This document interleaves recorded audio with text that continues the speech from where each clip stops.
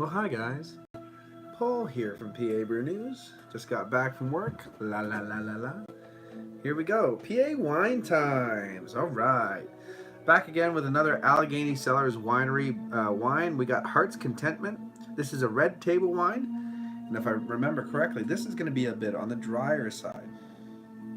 Little fox on the cover. There we go. Okay. Crack her open. And she's what she's got. Little glass, little bottle. What's up, Craig? Just walking home? Cool. I think I might have found a way to actually stream live with multiple people, but I'm not sure. I gotta find out. Anyway, here we go. Floop, floop, floop, floop, floop. Ting time. Alright, now even though I've had a wine from these guys recently, I'm still out of the wine game, if you know what I mean. I used to be big in the wine game back when I was a younger man, but now I've been out of the wine game for quite a long time. Letting it breathe a little bit, walking around, washing around. Alcohol leg sticking. Up to light. Just beautiful as you expected. Ruby, cherry, grape hues all through the glass. Beautiful. Really sticking, coating the glass a little bit. Let's get an aroma on it. Well, that's interesting. Really spicy pepperiness.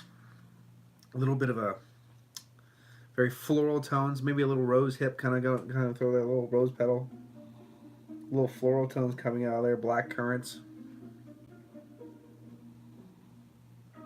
Really spicy, jammy tones. Yo, Angel, what's up?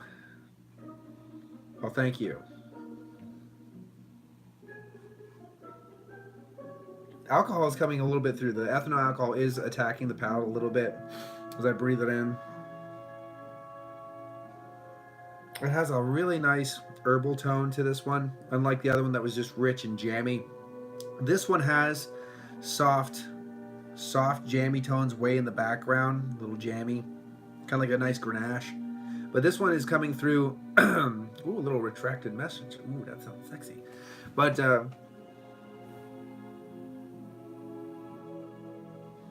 strawberry, hint of strawberry in there, grapes, of course. Way in the back, but it's really peppery, really bright. Has a little bit, I said, a little bit of rose hip, a rose petal in there, a little bit of that black currants coming through there, a little bit of a sharp cherry note, a little bit of a sweet cherry, but then a little bit of a tart cherry too, kind of coming through. Really has a nice complex dark kind of tone, really spicy too. All right, let's get into this. Cheers.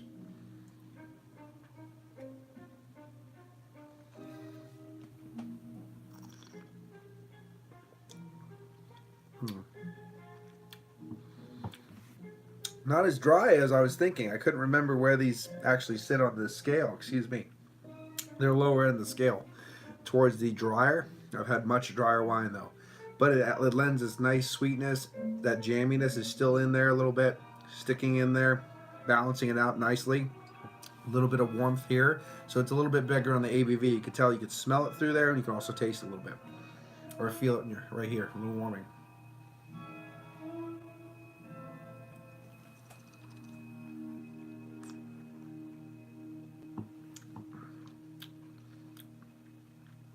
Hint of something that reminds me of maybe a plum or a fig too, just in the back there.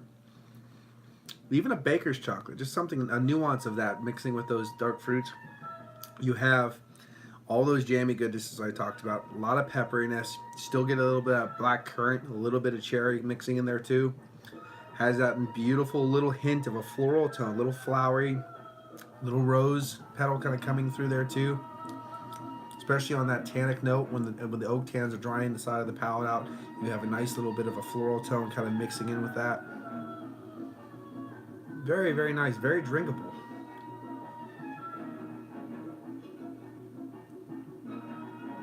This is going to be one of those ones. It might be marked down as a dry wine, but I would say semi-dry, because it still has enough oomph of those jammy like a nice Grenache if you've ever had that. Nice jammy tone to really sex it up and still keep it very palatable, very drinkable, very approachable. It doesn't dry the palate out too much. It's really approachable.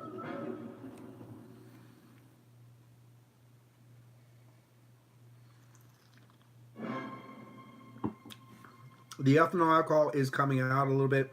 It is a very apparent. It's on the front of your tongue, almost as a slight, dare I say, almost a hint of a menthol kind of tone. Just like when you breathe it out, you can feel it a little bit here, a little bit burning there. So it is a bigger boy, but it retained a little bit of that sweetness, a little bit of that jammy sweetness, a little bit of strawberry in there, a little bit of that grape tone kind of coming through still, playing on that. Hint of a sweet cherry, hint of almost a tart cherry too, kind of playing back and forth. You have all those black currants, a little bit of rose petal in there too, that kind of nice floral notes on the side of the palate with those oak tannins. But overall, it's a nice little drink, for sure. I'm going to give Heart Contentment, I'll give that I give that 8 out of 10, not a problem. I think that's a nice everyday, I think that's a beautiful table wine, honestly. I think this is a more approachable everyday table wine. Even so, more than the Bigfoot Shadow, because that is very sweet. That's very, oh, cheers. That's very, very sweet. It's very desserty. This, I could see, excuse me, this I could see being a beautiful table wine. Just sat there now and again through the day with dinner or whatever, just as a nuance.